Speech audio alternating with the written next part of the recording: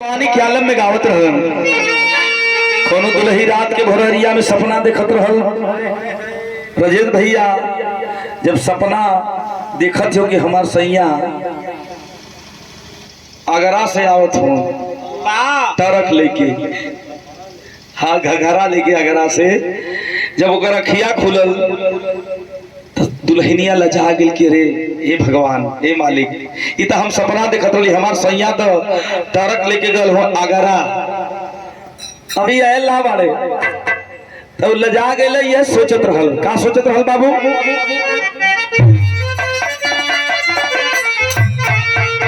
तनी बढ़िया मालिक पड़ता ना बेटा, ही गीत स्केल वाली गीत है कुल। यह कहे कि हम प्रीतिया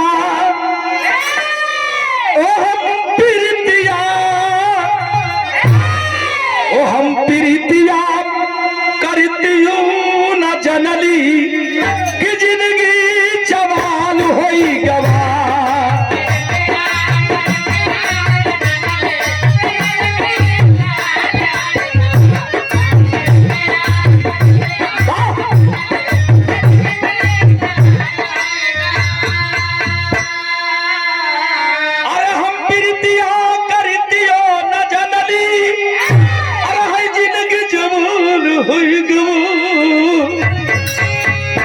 बंद अखियन ओ बंद अखियन, तो बंद अखियन में दुल्हा के पवनस तब लही निहाल होई गवा,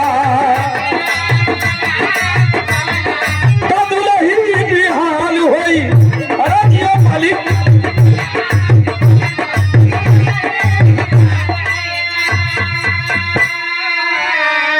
लेकिन भगवान